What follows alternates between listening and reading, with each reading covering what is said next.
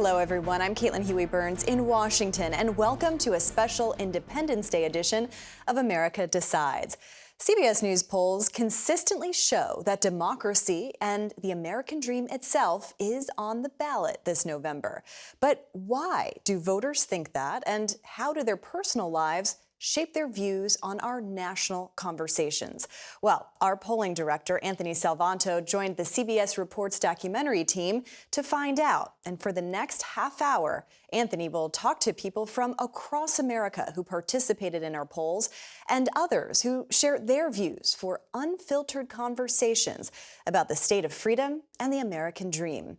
And then Anthony will join me right here in the studio with CBS News Chief Washington Correspondent Major Garrett and CBS News Political Director Fin Gomez to discuss how these sentiments shared in this documentary play out at the national level and what it all means ahead of the presidential election in November and beyond. From CBS Reports, America Unfiltered, the voices behind the polls, begins now. This morning, more than 3/4 of Americans say things in this country are going badly. On Roe v. Wade, new CBS News polling shows a large majority of Americans disagree with that move. Let's bring in our CBS News Director of Elections and Surveys, Anthony Salvanto. You've seen the CBS News polls that show you what voters think. But behind every number is a person with a story. That facade of the American dream, it's unraveling. Do you think democracy is threatened? I think there's a threat. So I hit the road to talk to them some more. Let them tell you in their own voices. We have to start cutting somewhere. Inflation is rampant. Have you bought food lately? How their experiences shaped what they think. I came to this country. We had a bagel shop, breakfast shop. It was a lot of work. Have things gotten more difficult over the last couple of years? Definitely more difficult. And why there's more to it than you'd expect. I would just like, on both sides, for men in general to stop talking about women's issues. I think we need to find a way to accept the fact that we can be different, but overall, I think most of these people want to see the country do better. We want to see the country continue to grow.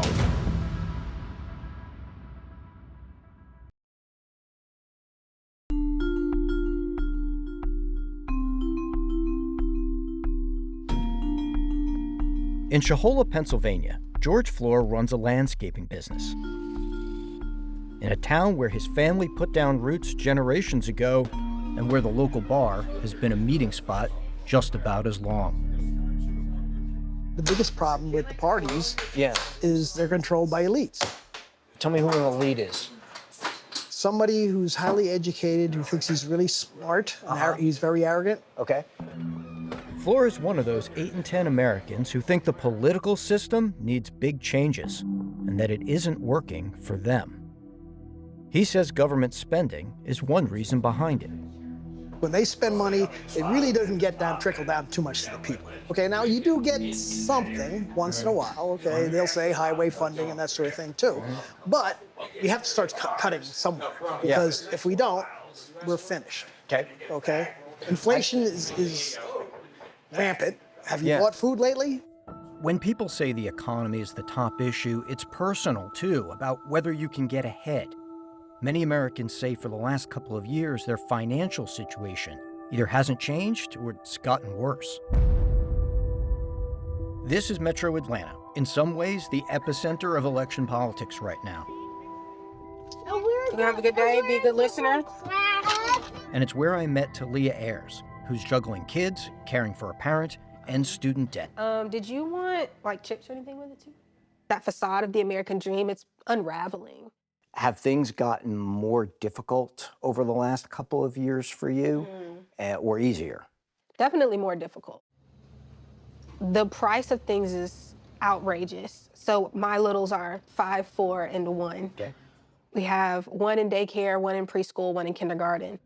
Daycare is just ridiculously expensive. We're paying just as much as our mortgage as we are for daycare. I'm also taking care of my mom. People ignorantly like to say that things were better when Trump was here without thinking about just the state of everything. And even if he was president now, during these times, we would still have the inflation that we have.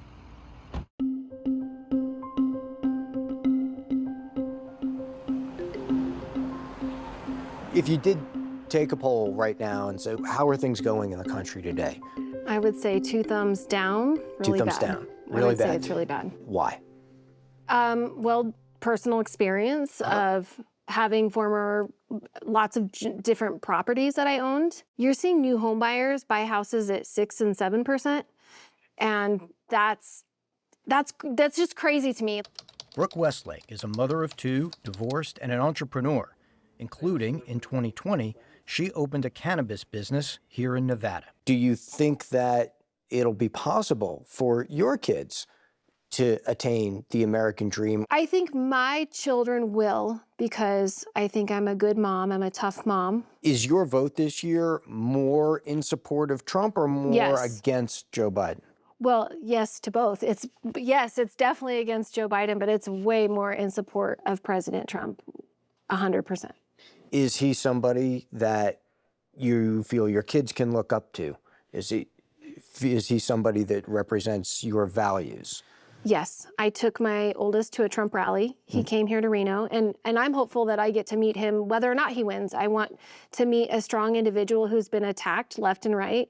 It takes a lot of guts when people keep coming at you. That's a hard gig. Do you think American democracy, as you think about it, is secure or threatened right now? I don't think that we have a free country right now. What do you see happening? I see an influx of mental illness on children. I see parental rights being removed. I see open borders. I see no voter ID. For both the left and the right, the state of our democracy ranks right up there among their top concerns. One recent hallmark of our politics, especially among Donald Trump's backers, is ongoing suspicions about 2020. Nevada voter Gary Butcher is retired, and since 2020 has been employed by the state as an election worker. What did you do before you retired? I was an aircraft mechanic. Have you always followed politics? Have you always been interested? No. No, I have not. It's only since I've been retired. Do you think democracy is threatened? I think there's a threat. Yeah? And the threat comes from? God, I hate to say it this way, but from the Democrats. They put in a lot of laws here in Nevada because of COVID. And we have a Democratic-controlled legislature. They made that ruling that everybody got a mail-in ballot. So in your perfect world, everybody would show up in person? Yes. To vote? I mean, we did the caucus this year, and I helped the Republicans do the caucus. We had everybody come in and present an ID, vote on paper. We counted it that night, and before midnight, we had the results. Democracy isn't just about vote counts, though. It's also feeling like you can live together despite your differences. One Democrat we spoke to, who asked us to call her Jane and conceal her likeness, was worried about a backlash. My parents raised me to work hard and you can get what you want in life. They came from no education, poor families, mixed race. They got married in the 1930s and moved to the Bay Area because that was acceptable then. So I'm a product of my environment where I grew up. The Bay Area, people are tolerant. There was no racism when I grew up. There was people like me everywhere. I learned to live with all different cultures. You see similar attitudes? No, I see people taking sides, and there's a lot of hate and racism, and I can't tolerate that. Comments. This is where you get hung up. Let's talk about the fact that you told us you're not necessarily comfortable talking about that, more widely. Why do you feel that way? Because the MAGAs are violent, and their leader, Trump, keeps talking about retribution and kick their butts and the insurrection he caused, which I believe he's going to try again. You think he would try something like January 6th? Oh, again, absolutely. Yep. If he doesn't win the election? He's already set that up with his followers. If I lose, it's because it's rigged. If it's rigged, you rigged it.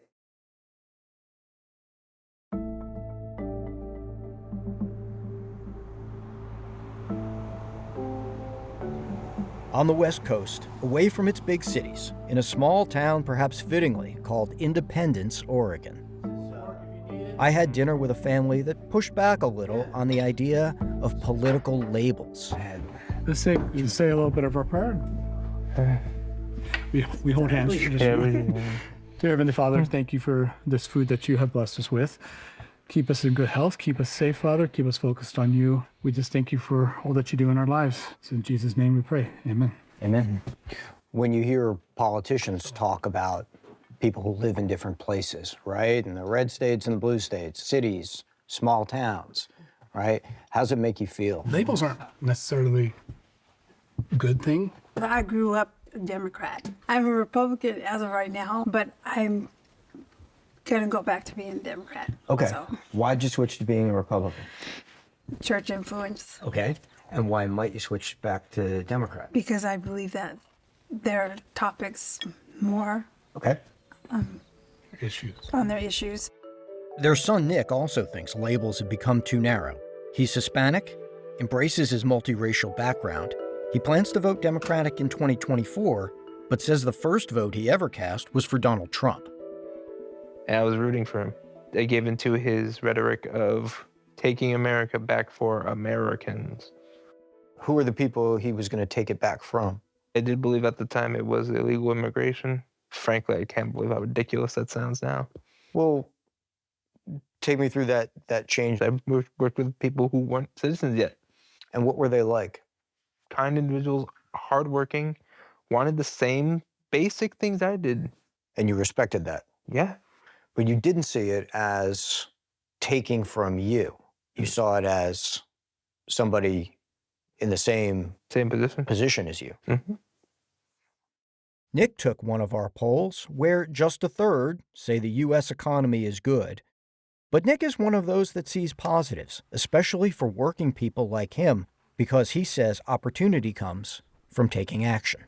Are you thinking about things for the working class that way? I would say, yeah. 27 years old. I've been in the workforce. I couldn't afford college. I couldn't go to college. What do you think the younger generation of America needs to see and needs to know? We need to not get so hung up on the things that were not given to us or not promised on us. We can get angry, we can get frustrated about it, but to get so hung up to where you don't do anything about it. Despite those negative attitudes about the economy and the state of democracy, we've shown there's still a sizable portion of Americans who believe they can still reach the American dream. I'm very grateful for this country, for New Jersey. I know that my life would have been so different. So I came to this country when I was 10, and we started a store that is a very typical immigrant story. Hanju Kwak immigrated to the U.S. with her parents when she was 10 and worked on Wall Street before becoming a real estate investor. We had a bagel shop, breakfast shop, and it was a lot of work. So you have to be there by 3, 4 a.m. because you have to get the morning rush. So tell me what you feel when you hear what some call anti-immigrant rhetoric and the debate around immigration today. It makes me sad. I totally understand the stresses that it can bring on any community when you have a whole community of immigrants that come. I understand, because it creates a huge burden on people who are in the community, and overcrowding the schools and housing becomes an issue. But this country was built on the idea of being inclusive. Immigration, Americans tell us, touches a lot of issues: cultural, security, economic. For George Fleur, he sees a direct financial cost to immigration. Has immigration changed your business or this town or anything here? Not so much yet, Mm-hmm. okay? Now, I've seen some of my competition, they are employing some immigrants, Mm-hmm. okay? And I don't care too much, you know, I mean, if they're employed and they're making money and they're contributing, but they should assimilate. There's nothing wrong with immigration, but there should be controlled immigration. As long as you're willing to work and be part of the system and you want to be an American.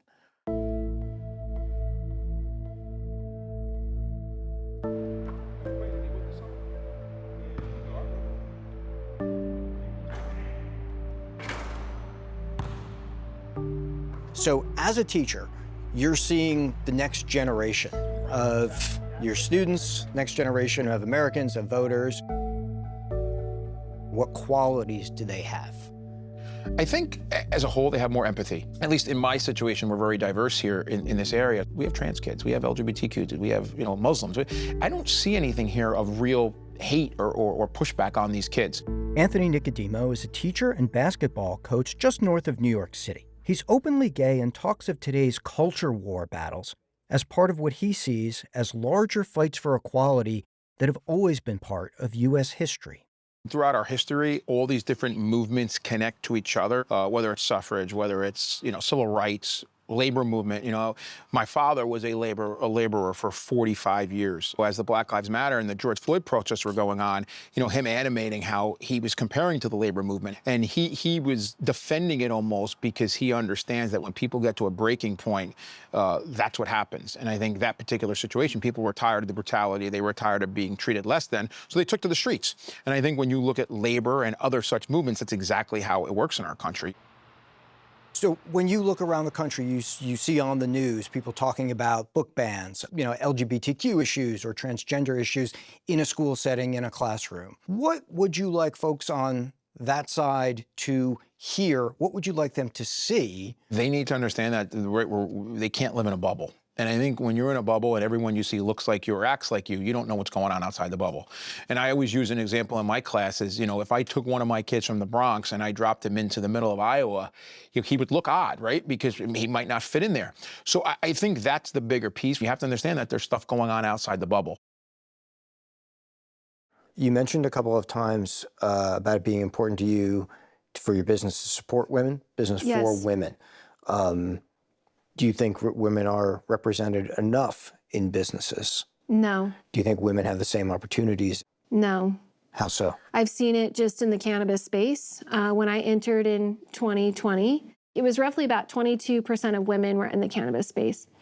We're down to 12%.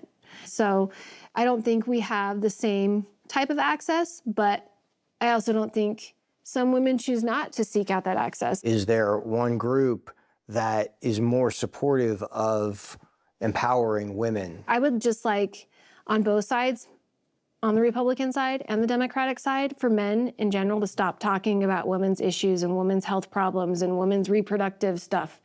I think what we need is women to talk to women about our reproduction, about our rights, about our bodies, about the things that we go through, and that's speaking to both parties. I'm talking to the Democratic side and the Republican side. I'm stunned. I'm stunned at the reversals that I'm seeing. Of Roe v. Wade? Yes. It's like, what country are we in that we are seeing the curtailing of what I think are basic human rights? There are some people who, you know, I totally respect it. But I just don't agree with it. and that doesn't make me a bad person and doesn't make the other person a bad person, but it'll impact me at the polls. As a parent, how does it impact you? Oh, absolutely. Oh, as a parent, as a mom of two daughters, I'm scared of the world that they're gonna be growing up in, where they will not be able to self-determine when it comes to reproductive rights. It just seems like such an innate right that I can't believe we are at this point. And Talia Ayers also told us she had hopes that remain unfulfilled. With 2020, between the pandemic and then, you know, all of the the police brutality and things like that, and how in almost every major city in the country there was riots. It was the first time I could think of to be like, wow, okay, change is on the horizon. Like maybe some things will happen. You feel like your voice right now is being I feel like they heard. pacify us. We are given symbols to make it feel like we're heard. Oh, we hear you and we stand with you. And so they'll wear, like how the Democrats did the kente cloth and they took their knee. I'm glad you hear us, but I don't want to just, okay, thank you for Juneteenth as a national holiday, but can you stop killing us? The decision makers are not following through with the things that need to change. What do you think of Joe Biden? Old. What does being old mean?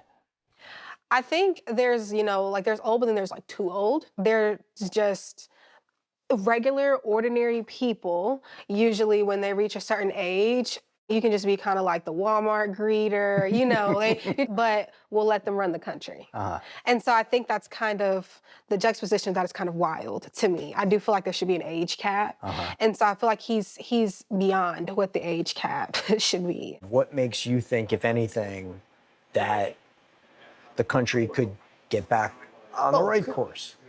Well, the right guy gets in. Who's that? Well, I don't know. I mean, you have two running. Right. Donald Trump's policies were really great. Okay. I know a lot of people say he's a big mouth and a, blowhard, but you know what? His policies were pretty good. Okay. Had Biden kept all his policies, right, things would be a lot different right now. So with Trump, you'll trade what you call the big mouth for the policies. Right. Okay. And that would make sense. Right. Okay. I mean, look, he's a New York guy. What does that mean? What does that mean? He talks a lot. He talks. All right. Well, you know what? But his policies were pretty good. Okay. And like Biden had every chance to keep them, but everything that was Trump, we have to get rid of. Yeah. Well, you know what? His policies were pretty good there, bucko. I mean, he could have kept them, and guess what? The economy would have been roaring. Do you think Joe Biden's doing a good job, or? I think Joe Biden has done more than any other president in a long time. The list is unbelievable. The Inflation Act, the environment, he undid all the crap the other guy did. Student loans. There's so much he's doing. I don't understand how people don't see that. If you go on his website, they'll list all the things he's done. They didn't make it up, it's real. There are a lot of Democrats who say that they might not vote at all. How does that make you feel? And that has been a problem my whole lifetime. If everybody that's a Democrat would vote, we'd win completely all the time. Do you know people who would fit that description but don't? Yeah. Why aren't they voting? They don't follow politics. They really don't know what's happening. A lot of people aren't involved. I don't think there's any president that we've ever had that's perfect, right? We're always going to be able to find some fault. I think a big thing with Joe Biden, going back to what I said about the change in 2000, it's empathy. I think that there's empathy there, right? This administration has empathy. There's things that I would like to see done differently, right? But I think overall, the issues that I care about, my issues, right? Public education, I think on the LGBTQ side, it's the same thing, right? We're back to them passing, pro-trans stuff, education guidelines to help people handle situations that might arise in the school on trans. And then the White House is rainbow during June. No other country has open borders right now. About 1,800 schools right now that have policies in place that have removed parental rights over sexuality. Children K through 12. My 5-year-old wants to be a superhero. The next day, he wants to help mommy in the kitchen and be a chef. He doesn't know what he wants at 5 years old. You have policies all over littered in public education right now. And we have one here in Washoe County that says that if my son went to the school and said he wants to be a girl, I wouldn't have a right to know. And do you connect that to politics in the sense, do you see that as a Democratic policy? You see that as a Democratic policy? Major Democrat policy. Major, major, major. What do you think are your choices in this election? They are definitely very different. The only thing that I think is that they are older. I mean, I think that age is a question mark for both. To be frank, to be both. And if Biden wins? I do feel that Biden and the Democratic Party will be more accepting of the ideals of the American dream, understanding that immigration can only helps American society. Did you want to drink something? So the next time you see a poll, remember the stories and people behind the numbers, and that there's always a little more to it when we listen. You gotta lean back. Bubba's right there. Look, he's coming in the car. You see him? What inspires you when you look out at the country? What do you think is working? A lot of people are standing up for things that they support, and I'm seeing that a lot more. That's a positive thing about our country. We are able to stay connected with people who are like-minded. We're able to have conversations with people who we don't agree with. I have a customer, he's a socialist. We had a hardly debate. Okay? And he said, you're the first one who actually talked. We didn't end up screaming at each other. Yeah. Well, I said, yeah, well, why not? I want to hear what you have to say because I might learn something. Around here, is your sense that people tend to vote Republican, tend to vote Democratic? It's a mix. I think in my town, we used to be more Republican, but we have become more Democrat. Because I do know people who are Trump supporters. This is me personally. If I don't agree with you and your political views, if we're not in the same party, that's okay. I don't think of that person as evil or bad, or they're not gonna be my friend, or it's just a political point of view that's different from mine. Americans are always, no matter how dirty or how far we go or whatever, always bound back. Eventually get that sense of community, I think. I think the big tent needs to continue, right? We need to pull these people in. It can't just be Atlanta. We need to get outside of the suburbs into the rural areas and pull those people in as well. Same thing in Iowa, same thing in Missouri. We have big social differences. So I think we need to find a way to accept the fact that we can be different. But overall, I think most of these people want to see the country do better, right? We want to see the country continue to grow.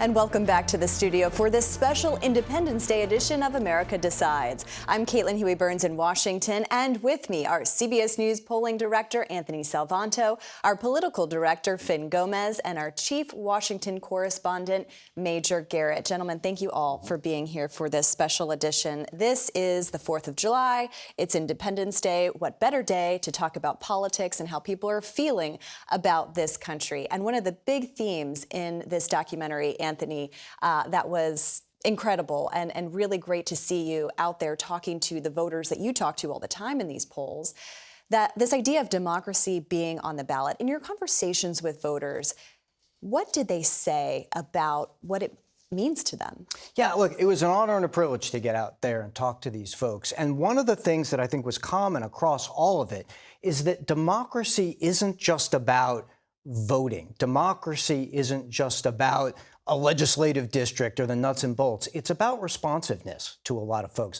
It's about feeling like you have a voice.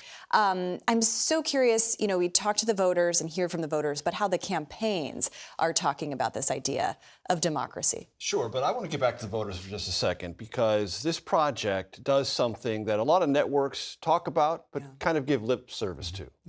Oh, we're going to talk to the voters this campaign. It's going to be different this time around. This is showing the work. We're actually taking and responding to something I hear all the time. I've never been polled. Where do these polls come from? Right. This is a way to illustrate exactly where they come from. Not everyone in your documentary was part of our survey data, but most of them were. These are real people with real concerns. And since I've been covering national politics since 1990, there's always a burden in representative democracy. We don't have direct democracy. We don't have referenda, national referenda. I want this to happen. No, you confer your power to a representative in the House and the Senate, and you have to wait for them to carry out your legislative wishes. That's a complicated, slow process. For 30 years, I've heard people say, I kind of feel powerless in this system. Well, yeah, that's also by design. What matters in a campaign context is, how do you reach those people to tell them with your messaging and your candidate, I'm going to be more representative of your interest than the other party? That's the constant struggle. Now it is overlaid, well, wait a minute. Do I feel confident in the system itself? And what our polling and those interactions, Anthony, discovered was some misgivings about the system itself. The infrastructure, not just the scaffolding on the outside, but the very pillars of our structure. And that's something that is complicated for any campaign to address. There's a gulf between, yes, the policymakers, between the candidates and the voters in the field, especially in those 6 or 7 key battleground states. And I think, the question about elitism, I mean, we've been hearing this when we all go out in the field, when we talk to voters, they feel that they're not being heard. And I think that that disconnect is and Anthony does such a great job of illustrating that, they feel that it has to be shortened. They feel that their voice has to be heard more. And it's not just at the polls, which was just, a little over 100 days until we get there. But it's also now, like how these campaigns are forming their platforms and listening to them, and I do feel that often. Just being in Georgia recently and talking to especially some young voters there, they feel that they're just yelling as loud as they can, and they're not being heard by either of these two presumptive nominees.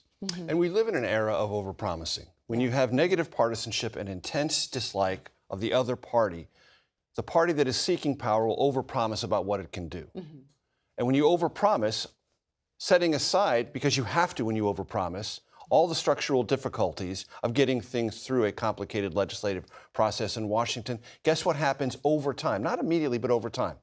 People get frustrated because they have been promised more than ultimately gets delivered. And there's another part, speaking of complicated, but in a good way. And that is what I learned and what I wanted to show is that people are more complicated and more complex than often we get, whether it's in a soundbite or sometimes just on a poll graphic too. So you saw a lot of, some would say contradictory, but in fact what you hear is people can hold multiple ideas in their heads at once.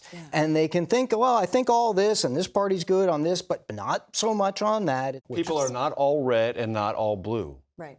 People can be partly red, partly blue, and make an ultimate decision, maybe that's 55-45, red or blue. But that doesn't mean they have no ideological understanding or compassion or interest in that other side of the political equation. And a lot of layers of purple in between as well, especially those battleground states again. They're not siloed, they're not, you see that and you hear that.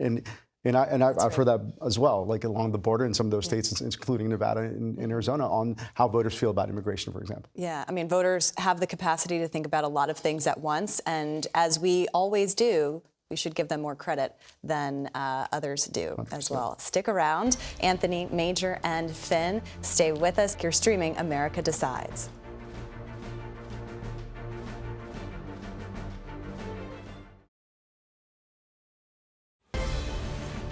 Welcome back to a special Independence Day edition of America Decides. My colleagues Anthony Salvanto, Major Garrett, and Finn Gomez are still here with me. We are talking about this amazing documentary that Anthony did, talking to voters. And Anthony, I know you spoke to voters before that debate, heard round the world, seen round the world. And I know that age was already kind of a concern for voters, but I know you also went back and talked to them after the debate. What were you hearing? What was their takeaway in terms of age? I did. Before the debate, it was interesting the way they structured their thoughts on age, because partly it was concern about performance in office, but it was also about whether that meant the candidates could be in touch, particularly for younger folks. There was that distance there. Well, in either case, we went back after the debate, like you said, and I talked to Anthony again, and I talked to Talia again. Take a listen to that. I don't believe that President Biden cannot be president. I think, all of us as we get older, right, we hit a point, we slow down a little bit. But I think what he's done as president through this time, I think he's fine. I think that on that particular day, in that particular moment, in that particular format, he didn't look strong. As far as I'm concerned, he's had a great record. And, I think we're at a point right now where we need to continue to support him, especially with what we have on the other side. I don't know who won the debate, but I definitely know that America lost. It did not look good coming from either side. I'd say the most coherent thoughts that we had from either was them talking about their golf swing, which was really disappointing. If you both are running because the other is running, then how about you both just fall out? Just go ahead and stop. You both stop and we'll get some people in there who actually want to do the job. And Major, I know you've been speaking to Democrats across the country at very high levels. What's your assessment of whether and how this debate changed voters' impressions of Biden. Democrats know that it didn't help, and it probably hurt at a time when the Biden campaign wanted this debate to reset not only perceptions of the president's vigor, acuity, ability to carry out the job, not just now, but for 4 full additional years, but also they lost ground on the argument over the issues that currently favor the former president. Not only was he supposed to address, that is to say the president, all of these atmospheric issues about his abilities, but also to reset, if possible, through fiery exchanges with the former president, what inflation actually is. What is his record? What is his record on immigration? What is his record on crime? That didn't happen. So it's a missed opportunity twice over. And Caitlin, there is a fundamental truth in every campaign. You have 2 resources that you can never get enough of: time and money. Ever since Thursday night, Democrats have been spending time rebuilding the dam around the president. That's time wasted. That's time not prosecuting the case against your number one opponent, former President Trump. And there is now questions about the ability to raise money. Yes, grassroots donations have been good, but they know, Democrats that is, it would have been so much better had it been a better debate performance. So you're losing money and you're losing time. That's something no campaign can afford to do. And I think it's important to note also the Biden campaign looking but prior to this debate, wanted to make this debate about it was going to be a referendum on Trump's agenda looking forward. And now it has become, speaking to some top Democrats in Biden's world, it's become a referendum on Joe Biden and his age. And they feel both sides know that that is now something that they have to continuously will address from here until November 5th. And Anthony, going back to the voters here, I think all of this post-debate analysis, puts a spotlight on the ways in which voters have the actual ability to choose who their nominees are. I mean, the primary system is structured to, in a political way. Can you talk to us a little bit about the way in which voters have or don't really have a say in who we put up on the ticket? And that creates some of the disconnect that you see, because voters consistently say, like you said at the top of the show, they're worried about democracy for an assortment of reasons. They may or may not feel like they have a voice. Big ideas, not to mention the economy and immigration and every other issue. And yet they're asked to sort of make this binary choice between 2 candidates where when you ask them face-to-face or in the polling, they say, this isn't the matchup we would have picked, right? So the choice that they have immediately in front of them does not reflect, and I mean in a sort of does it meet the moment way, not an ideological way, does not reflect the import that they see in the election. And that creates a disconnect. And yes, it's created some of a frustration that you hear out there, that it's almost this sort of too set up, right? It's all been too set up. Not everybody wanted Donald Trump as the nominee.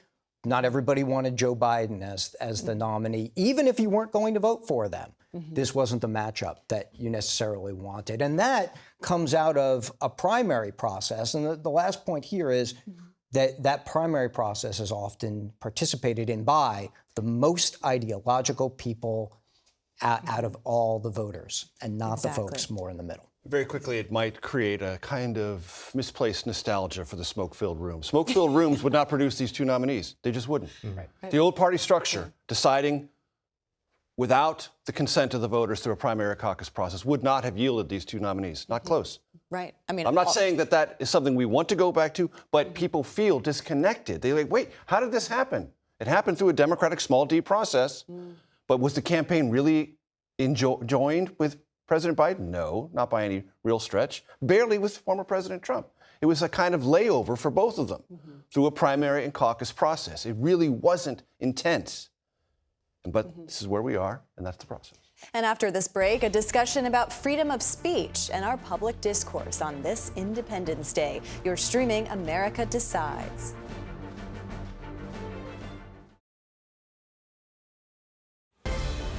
Welcome back to a special Independence Day edition of America Decides. Back again with Anthony, Finn, and Major.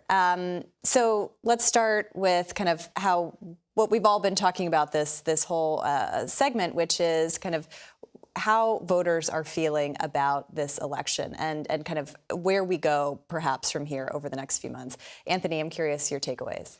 Big takeaway is, first of all, people don't dislike each other as much as it might seem when you watch a campaign. That's number one.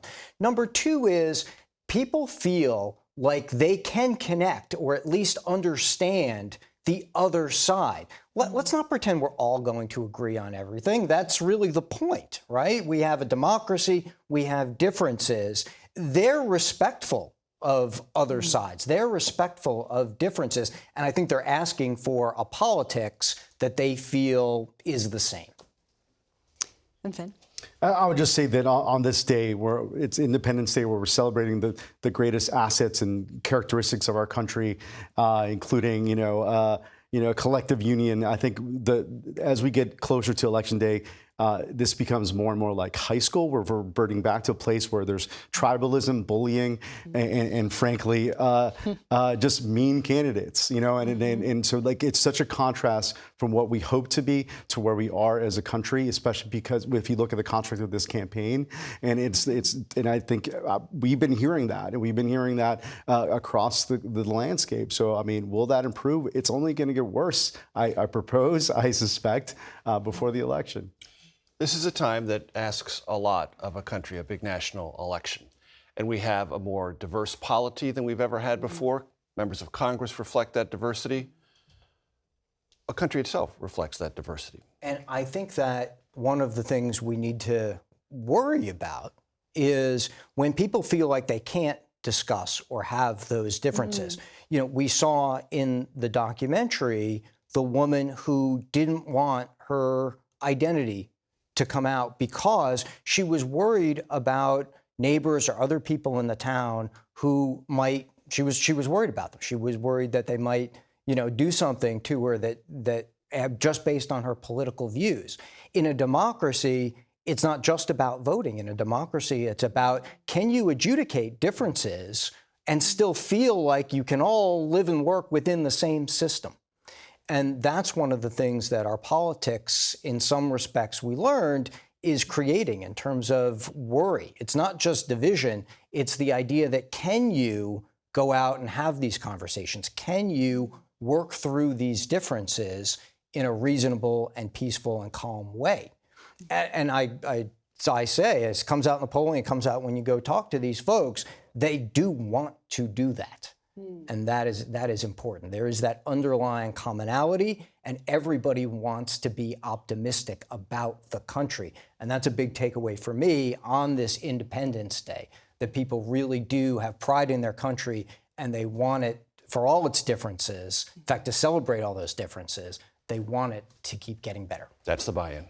And whether our leaders can rise to that occasion remains an open question as well. Well, this program is called America Decides for a reason, because we get to hear from voters. Anthony, thank you very much for bringing those conversations to us. And Finn and Major, thank you very much for your astute analysis as always.